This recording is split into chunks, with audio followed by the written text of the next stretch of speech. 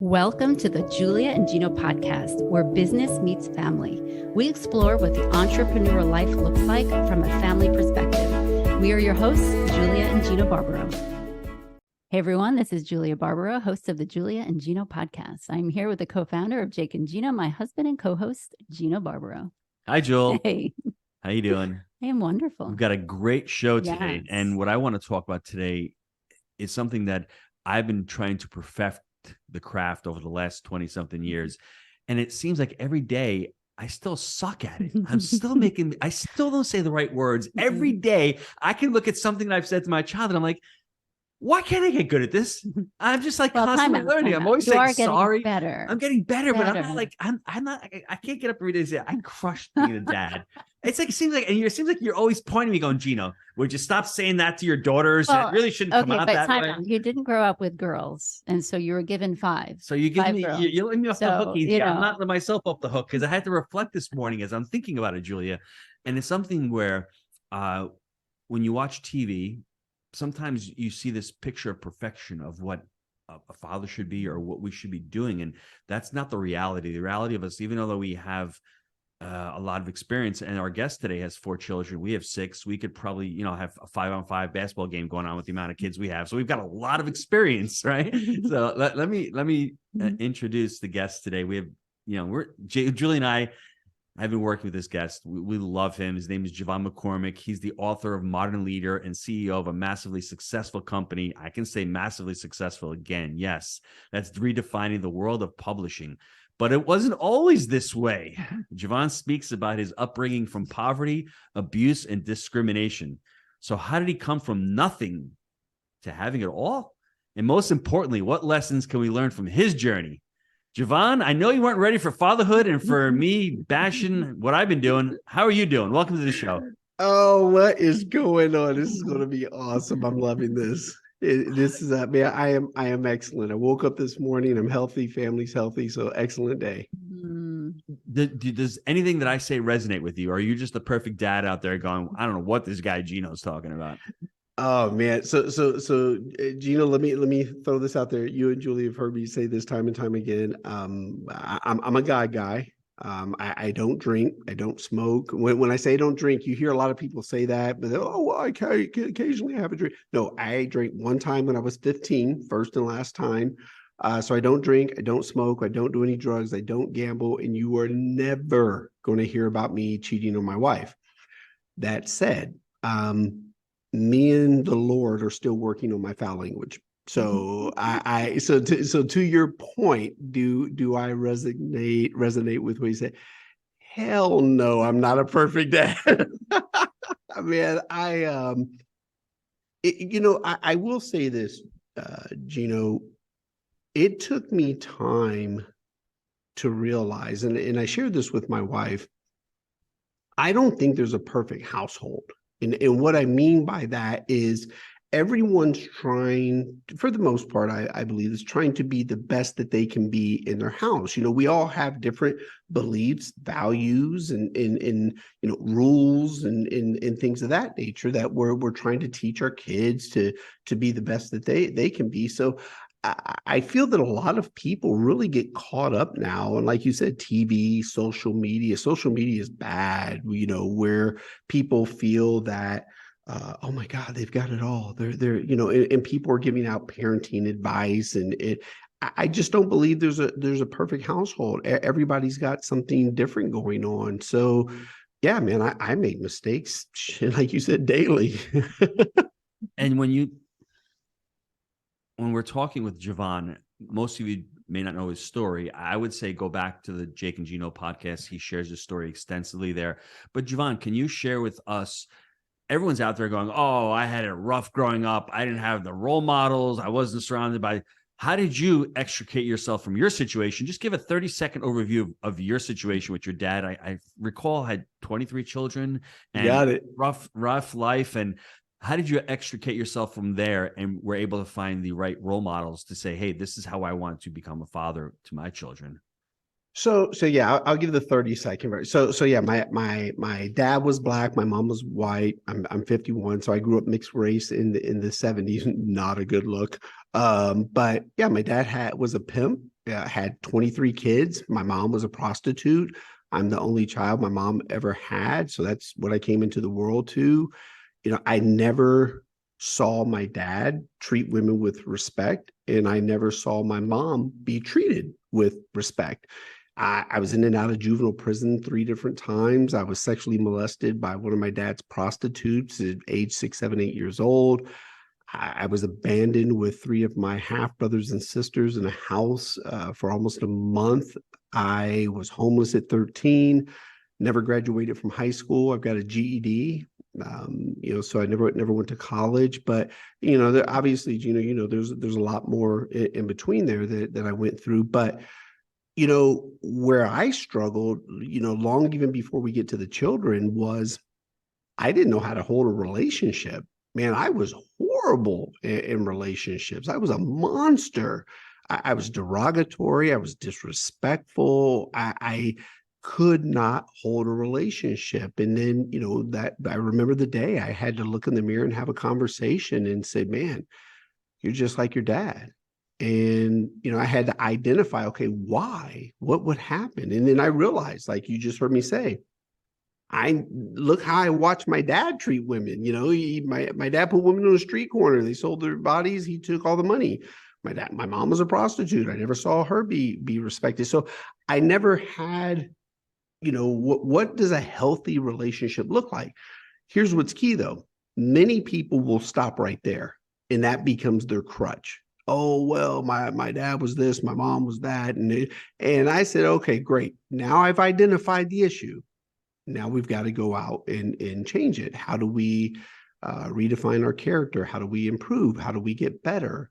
So for me, it started there. I had to first figure out how do you even hold a damn relationship. But then when I had children, that was a whole different dynamic, because the way I was raised and the things I went through compared to like how my children live, night and day. And Gino, let me throw this in there right now, because my wife and I were literally just talking about this just yesterday.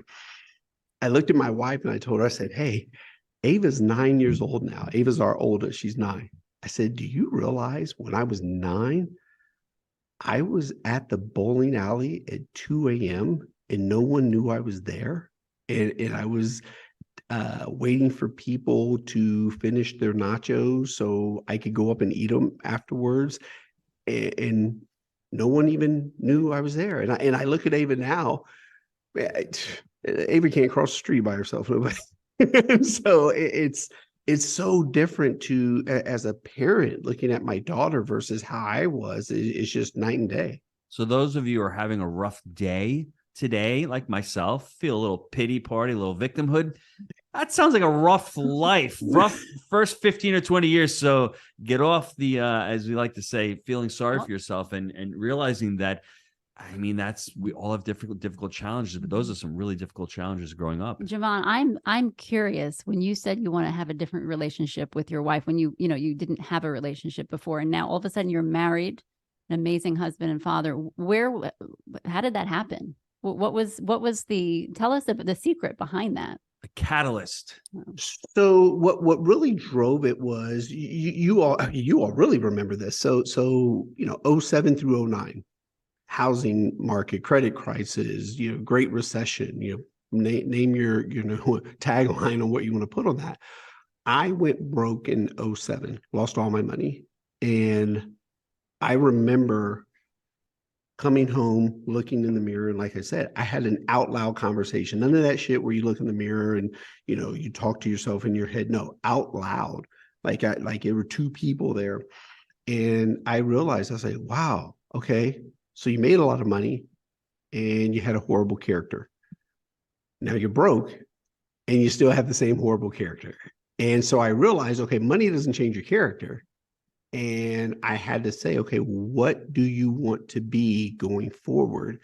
And that became the catalyst of, okay, how am I going to do this different?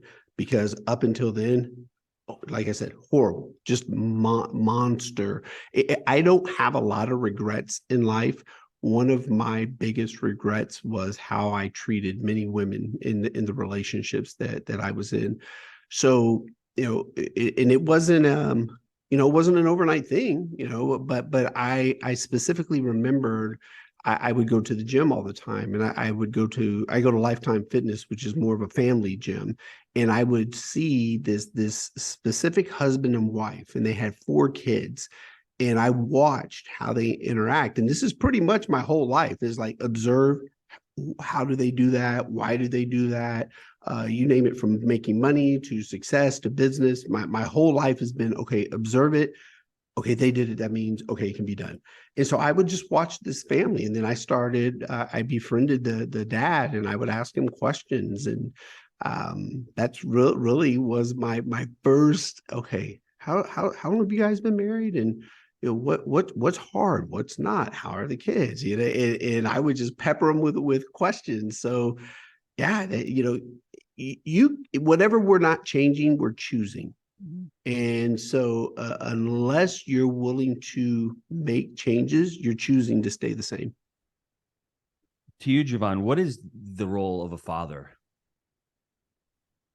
Again, I truly believe that depends on the household now more than ever, because now, you have quote unquote stay-at-home dads. And so that's a whole completely different dynamic. Mm-hmm. I'm not saying it's good. I'm not saying it's bad, right or wrong, whatever works for someone's household. Hey, you do you, but for me, I want my children to see, man, dad treated mom like a queen.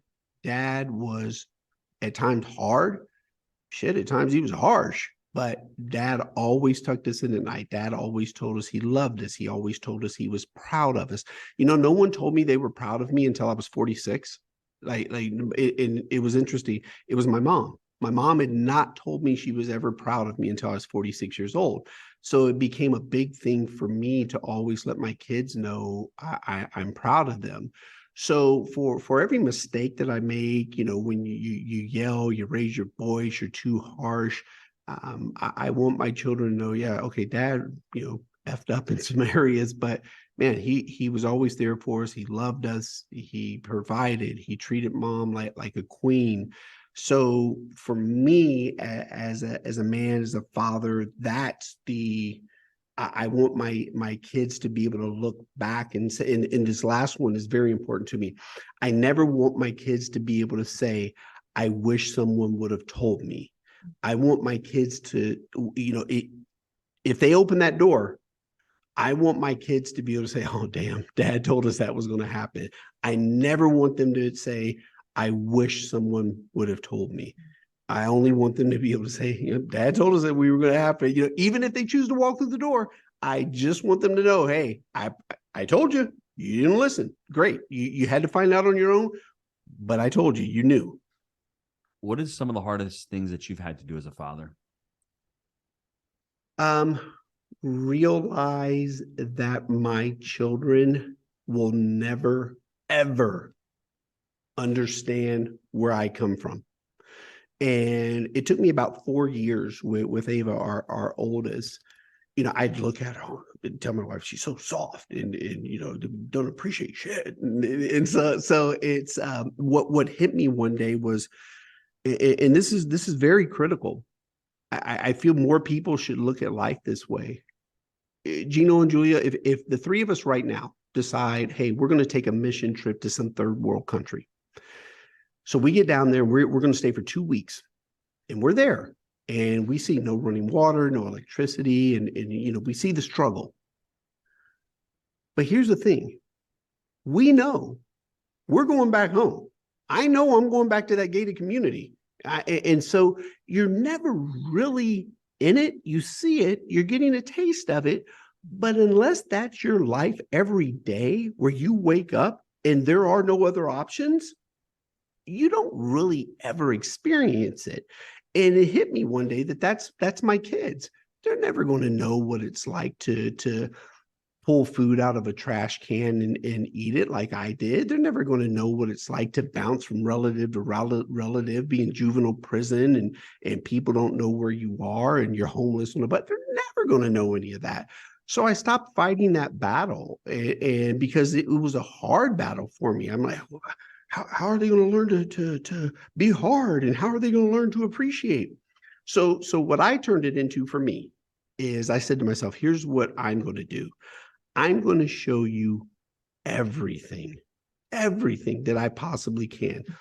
You want to fly on a private plane? I'm going to show you what that looks like. You want to have a private tour guide at Disney? I'm going to show you what that looks like. Like my daughter, she's 9. She's been to Disney World 4 times. The only way she's ever experienced Disney World is a private tour guide. Like she has no clue. She asked this last time. She goes, Dad, what's that 180 mean up there? I go, that's how long the damn line is for people who have to stand in line 180 minutes. And she goes, 180? I go, yes. You don't know about that. So for me, I want them to know, and I want to show them everything that's possible. And I'll pay for their college when they graduate. They'll have no student debt. But after that, Gino and Julia, for me, you're on your own. I've showed you what's out there. Now you got to go get it. If you want it, it's out there. Go. That's amazing. I have to say, we were just talking about this, I think yesterday, about the kids don't understand what our life was like, no matter you can explain it to them, just like you said. And I think a lot of us use that as, you need to understand this, otherwise you're not going to get anywhere in it. So I appreciate that you mentioned that, because we've just literally talked about it with Veronica yesterday. And I was telling my husband, she doesn't understand. She will never, ever understand what you're talking about. She's never experienced it. We could walk through, just like you said. And I love that. And the thing is, we don't understand what they're going through. And I think we forget that part, is the kids are experiencing life as these little people, and we're their parents. You two, as their fathers, don't understand where they're coming from a lot of the time. And I think that's hard for us to understand. Right? Would you agree? I would. I love when Julia pontificates here. I'm waiting for a question. I'm not asking a question. Okay. I like conversation. I'm a conversation for us. Question. I'll give you one real quick. Think about this. So last year, we're in Austin, Texas, and we had the quote unquote the ice storm, and the electricity was out for like 3 days, but we have a gas fireplace. So, we put the mattress in front of the fireplace because there was no electricity. And it was cold for Texas. It was truly cold. It was in the 20s. And I remember laughing with my wife, and I told my wife, I go, man, my kids, like they thought it was like camp out and it was fun and we had the mattress. And I remembered as a kid, like, oh, I used to live like this. It's fun because it's temporary. Exactly. And so for them, I even remember like, a month later, Dad, can we do that again where the power's not on and we have the flashlights? Like they wanted to relive that because, again, they're still in this beautiful home. The toilet's still flushed. And so, again, you just have to realize they're never going to know. Right. They're never going to walk in my shoes unless they truly live that lifestyle. And the fact of the matter is, we as parents never want them to experience it. So it's this dynamic in our heads that you have no clue. I walk to school with bread bags on my feet. Now, here's the damnedest thing. We don't want them to experience that, but we're trying to drill it out of them. So true. So how do you prepare your kids for life? How are you doing? Even too, as the dads, I you guys are the role models in the home. You mentioned, JeVon, treating your wife with respect in front of them. But what are examples? Because there are times where I'm sure you guys are like, oh my gosh, I'm going to lose it. And they're the kids. So I got to take it back. Okay. What goes through your mind when you are actively knowing that you're the role model in front of your children? We all make mistakes. Here's something else for me that was really critical. As a kid, for me, no one ever apologized. No one ever said sorry for that you're going through this. Sorry that this is harsh. So I'm big on going to my children and say, hey, Dad, sorry. I raised my voice. I was harsh. That's on Dad. Not your fault. You didn't do it. I did that. That's all on me. So I'm big on showing them accountability and responsibility. Don't blame. I don't blame my parents for my dad being a pimp and my mom being a prostitute. I've never blamed them. It's actually quite the opposite. I'm grateful for what I came into the world, because I know things about this country that most people will never know. So I really have a deep responsibility to teach them. Take accountability for your actions, so they can see that their dad said they were sorry. But like my 5-year-old daughter, she always likes to, she tells my wife, I'm going to marry dad. I'm going to marry dad. And so man, that hit me hard, because I'm like, oh, she looks at me as like, that's what she sees in a man. I'm like, I got to step my game up, because I can't have her coming in with some broke ass guy. And so, and I do, I tell them, your mom's my queen, and don't be disrespectful to my wife. And, but I'm big on apologizing when I'm wrong. I'm really big on always saying, I love you. I'm proud of you. Giving them all the hugs that I can. I just feel that those things are really important to balance when, as parents, we do make those mistakes. Did you get help for the relationship, or did you figure it out on your own? Because it must have been very difficult if you don't know, if you don't have that skill set. You said you went and mirrored that family in the gym. What else can the listeners do if they're struggling with their relationship? If they don't know how to act like a man, if they don't know how to treat a woman, if they don't know how to have any kind of personal growth or personal development, where else can people reach out? I mean, you've got a great company. I mean, there's so many books that you probably have read, so many resources that people can, gravitate towards. What would you recommend? It's interesting, Gino. You know this. We live in a time period right now where truly you got minimal excuses. That between YouTube, blogs, posts. I mean, there's so much information readily available. If you can sit and watch 3 hours of TikTok videos, here's what's surprising to some people. I just stumbled upon this. TikTok has some of the best daily prayer scriptures that come. I'm like, oh wow. And so even with TikTok, there's so many things out there that will teach you, coach you, show you examples. So the information's out there. If you can watch the Game of Thrones series, season 1 through 38, then you can go find out how to be a better husband, how to be a better man, be a better father. So zero excuses on that. But the other thing is also what I find, if you are in a relationship, there's a reason why, they say all marriages, 50% of them end up in divorce. I think it's a little bit higher now. And they said the number one reason is communication. And then number 2 is money. But then number 2, money is usually we didn't communicate about the money. So they're like kind of intertwined. And so, but what I find interesting is communication is huge. You have to express your needs, your wants, your desires, your dark secrets, your fears, things that your traumas, because if you don't, you'll find yourself just in this spiral of, why is this relationship not working? Well, because you're not saying what you want, but you expect someone to know what you want. And it just doesn't work. Did you hear that, Julia? I did. Okay. We talk about that quite often. And because a lot of times we're assuming the other person is reading our mind. How could you not know? And I talk to a lot of ladies and they're like, but I just don't, how do they not know? I'm like, they don't, I promise. We're simple. You know what I'm saying? 1 + 1 is 2. That's what it is to us. We're solution oriented. But it does. And I want to let the two of you know that as a wife, we really do need, and this is for all the listeners, we really do need a strong man in the home. I mean, I didn't grow up with one and I desired to have one. And it's never too late. If you're not married yet, choose wisely. That's my advice, because they are going to be the father of your children.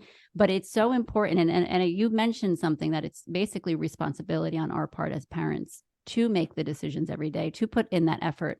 Because if the parents are struggling, the kids are going to struggle as well. We might not know that, but even like my husband and I argue quite often.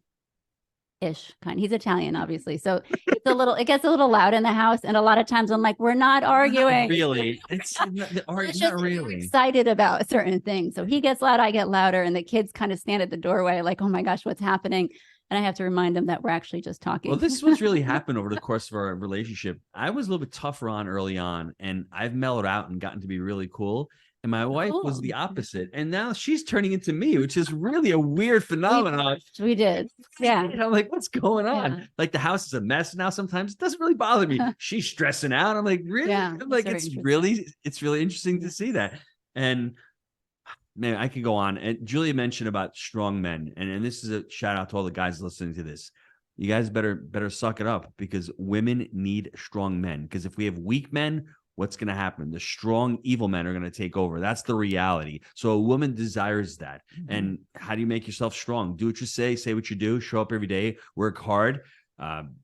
The accountability piece, your commitments. When you make a commitment to something, hold up to that commitment, and always think outside of yourself. You're not the only one. As a father, I think we have responsibilities to the family, and we're not the only ones there. I am the last one to get a gift. I'm the last one to go to sleep. Mm-hmm. I'm the last one to do a lot of things. And I think I speak for a lot of fathers. And if you want to be a strong husband and you want to marry an amazing woman, that's what you're going to need. You become amazing together. Well, yes, but you need for me to attract you, I have to have that quality of saying, yes, he's going to protect me. He's going to love me. Yeah. He's going to honor me. He's going to cherish me. And that's what you attract. 100%. You attract that. So you need to be able to put that out. You need to be able to work on that. So usually I have a question. Where's the question?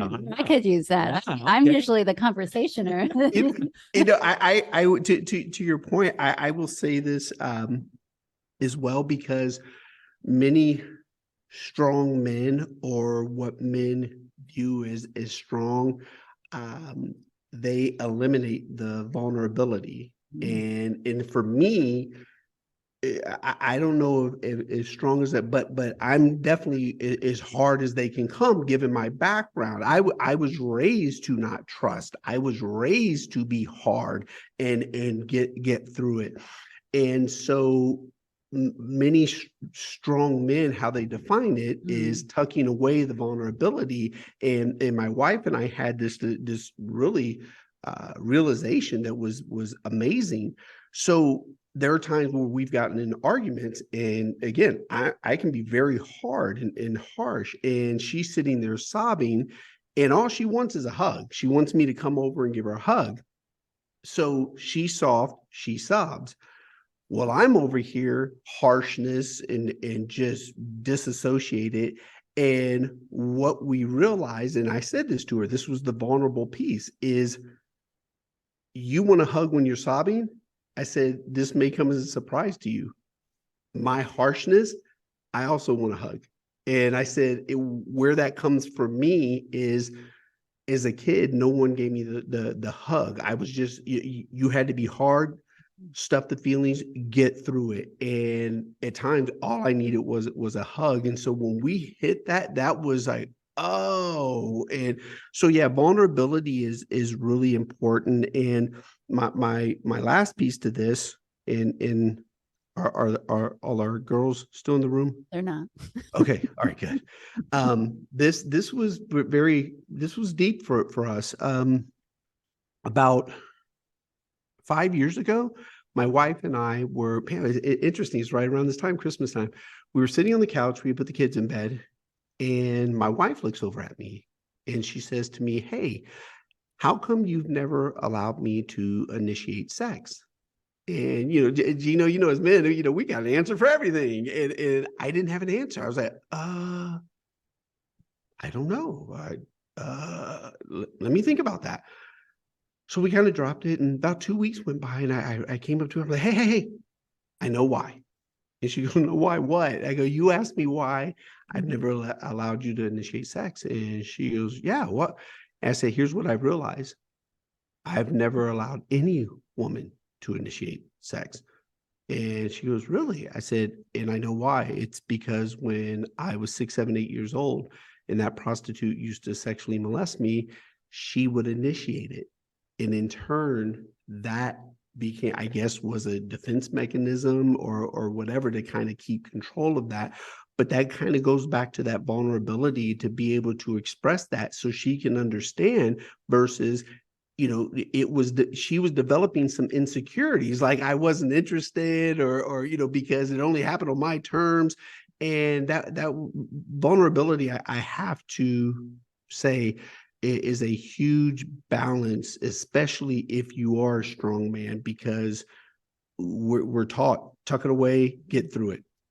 Hold on. I have to add something because I agree with you, JeVon. You said strong, and I knew what you meant because I know you very well. Say that, yes. But we have to remember that's part of that strength from a man is humility and gentleness. Yeah, I don't mean a broad strength. Yeah, no. I'm glad that it came up, yes, though. I mean I knew it, but I knew what you meant. So strength to me means commitment. Yeah. It means following through. Yeah. It means protecting. It means being someone who can be a caregiver who actually provides for the family. That's my model of strength in my mind for what every man should aspire to. And if you can do that. But you also give something different too, and that is the gentleness and humility. And I think that's all part of the strength. A lot of men don't think that's part of it. That people see that as a weakness. Yes. Unfortunately, and JeVon's saying that's not a weakness, right. that can actually be a strength as well. Yeah. So I agree with you 100%. I'm just saying, let's get the strong part down first. Let's understand what I think. It could be strength meaning abusive. Yes. So that's why I'm glad that we clarified that because I know you very well. Do you know me very well? I'm waiting for a question, baby. Hit me with a question. No, I don't have a question. I wanted to clarify the gentle part of a man is what we desire as well as the same time as that protective strength. So I think the next project for JeVon McCormick is to write a book on fatherhood. I don't want him to create more work for him, but I think this is a topic where he likes to talk. I think it's a topic where he has a lot of experience. And this is something where he can show his vulnerability to say, I come from really no role models, from, just something that is totally antithesis of where I am right now. And how did I get there? Where are the bridges? Where did I traverse from, I don't want to call it darkness, but really a completely dysfunctional upbringing to having just an amazing relationship with his wife, having 4 children. We haven't even talked about his business success, his financial success, his legacy success. I think that's your next project. What say you? I'd appreciate that, Gino. It's what's to your point is, my kids go to private Christian school, and I could not imagine my kids in public school. I just, to think about public school, like where I went to school or even public school now. And, it's, as a parent, when I go to their functions at the school and their plays, like they just had their before school, they had their Christmas performances, and just sitting there and looking at my kids and so proud that I can afford to send them to this school, and that they're told, the teachers tell the kids they love the kids, and so I really oh man, sorry. They're doing construction, so they're remodeling. But I love that as a dad to be able to show my kids what's possible. That's a big one for me. JeVon, my last question before we wrap up. I was just thinking about this. Do you have any, not the word regret, are you angry at how you were brought up, how you were raised, and do you ever use that anger, that motivation to be a better father? No, I have zero anger. I've said this many a time. If someone said to me, "Hey, here's your life at 51," oh man, Julia, Gino, I would relive my childhood 5 more times if you told me this is a amazing wife, beautiful home. And when I say home, not just a house, a home, because you can have a beautiful home in a 1-bedroom, single wide trailer. So I have a beautiful home that just happens to be in a lovely house. And so, no, I mean, healthy children, healthy wife, amazing wife, financial career. I'd take my childhood all over again. And more importantly, I stand by this. I am so thankful, grateful, blessed that my parents, that God gave me the parents that I have. I tell people this all the time. When you read the Bible and the story about Jesus and the prostitute, and I go, hey, my mom was a prostitute. And so I say to people, no, I am so thankful that I was born to the parents I was born to. And I had the opportunity, and I'll shut up after this, my mom passed away in March, and in February of this year, we ended up on the phone for about 2.5 hours. And, her biggest regret in life was when I was off with my dad for those 6 years, because arguably those 6 years were the most chaotic of my life, but also the most informative, the things that I learned during those 6 years. So I told my mom, I said, I really would appreciate if you just let that go, because I have no regrets. I said, I am so happy and thankful I got those 6 years, because it really helped a lot of who I am. So I told my mom, I go, I get it as a parent that it bothers you that I went through those things, but I am so grateful. And I said, please just set that down, because here's what you gave me, Mom. You gave me life. I said, and you taught me how to survive. I had to teach myself how to thrive. And I said, I'm forever grateful for that. That's beautiful, JeVon. Really, that's incredible. I'm so thankful that you got that opportunity with her. But you just made a point that I wanted to make, which is kind of weird, that we so try to have our children live the perfect life. And I'm speaking for myself and my husband, where, we're trying to avoid them struggling, put them in a good school, watch who they're hanging out with, and all these things. And sometimes, we have older children, so I've seen this a little bit more. Sometimes we try to make everything like pave the path so perfectly in front of them so they don't struggle. And I have to sometimes like, wait a second, they have to fall. They have to make mistakes. They have to suffer a little bit in order to get what you're talking about. And it's so, coming to, I didn't have a father at home, and I was like, oh, I never want that. I don't want them to have these experiences that I had. And sometimes we are so cautious that we make their life too good. And then would you agree with me? Like, okay. My wife and I, we battle with that one a lot. Here's the harsh piece of me. So let's say the kids, are climbing on the couch. Mm-hmm. And I say, okay, if you climb away, if you fall, I don't want to hear it. And sure enough, somebody falls, gets hurt, and they start crying. And I'm like, don't bring it here. And my wife, show them some compassion. No, I told you. So to me, some of that harshness, you do have to learn. You made that choice. I told you. Again, this goes back to what I said. I never want my kids to be able to say, I wish someone would have told me. No, I told you not to climb on the couch. You chose to. You fell. I told you what was going to happen. So I'm big on, sometimes you do have to open the door yourself. One of the big, there's two big ones for me. I never want my kids to touch a drug, and because I grew up watching heroin addicts, crackheads, and just seeing the destruction that comes with drug abuse and addiction. I never want my kids to experience that. And then obviously, I don't want any of my children to get someone pregnant before they're married. And so those are the two big ones for me. Everything else, I feel like, okay, you make some big mistakes, dad can help you out. You're going to have to experience that and make those mistakes and sit in it for a while. But good God, don't ever touch a drug. Yeah. Good God, don't touch a drug. Yeah, something tells me your kids will be okay. I do. No, really, good parents. I think that you're real about them. I think that's important to remember, is that, you don't hide it. A lot of times we hide, like a lot of, we hide, we're not allowed to look at it, touch it, or whatever, but you have a story to share. Julia, I know we got to wrap up, but yes. Thank you for saying that, because this just happened this morning. So my daughter, I've only read 7 books. I'm 51. When I say only read 7 books. Thank God Wait, for what do you Audible. have? You have a what's your company? I know, I got a publishing Okay, company. I know. Anything is possible. Hey, thank God for the man or woman that created Audible. So but yeah, I've only read 7 books. Well, my daughter, my 9-year-old, she's struggling on reading, and we're pretty sure she's dyslexic. So she's going to her assessment this morning, and she's just been nervous for the last week and a half. She doesn't want to go. She's sitting there crying and doesn't want to go to this.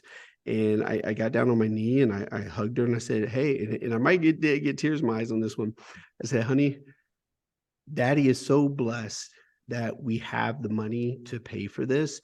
I do not want you to be 51 years old like Dad and not be able to read and struggle with the books that Dad tries to help you with. And we have to ask Mom what the word is, because even Dad doesn't know. And I said, this is going to help you be able to be a great reader and never, ever be like me. I tell them all the time, if you ever see anything about me as your father that you say, oh man, I want to be just like my dad. No, say you want to be 1,000,000,000 times better than your dad. Don't ever be like me. Be 1,000,000,000 times better than anything that you see with me that you want as a piece of yourself. Wow. JeVon, where can the listeners get a hold of you? Oh man, I limit my social media, so I'm on LinkedIn. I'll, for whatever reason, people like for me to share my thoughts on whatever comes to mind. So LinkedIn, you can find me at scribemedia.com or JeVonMcCormick.com. So those are the 3 places. I'm going to let Julia wrap it up. I just want to say one thing and then you can wrap it up. Is that as a child in the house, I know from having 5 daughters, and Michael, but they know that their dad loves them. They feel the love. You can say it all you want, but the fact that you guys show the love to your children and to your wives, I think that's all that we're able to give our children. And I think we forget that sometimes. We try to give them so much stuff and experiences, but it's really just us that they crave. And it's just something to remember every morning when we wake up, is that just to love them. That's a good wrap up. You said, let Gino. I'm going to leave the wrap up at that. Right. That was great. Father. That's a wrap. Yes. Go back. Go back, everybody, and listen to the show. And for everyone, we all have the idea of what a father is. I think a father is someone who loves his kids, takes care of his kids, is responsible, and just continues to work on his craft, because you're never going to be the perfect true father, and we're always going to make mistakes, and we're always trying to get better. So yes, well, I do always say, do the best you can, love your kids, and let God take care of the rest. All right, baby. With that, JeVon, we want to thank you for being on the show, and we will see you next time, everybody. Thanks, everyone. Take care. Thanks, you.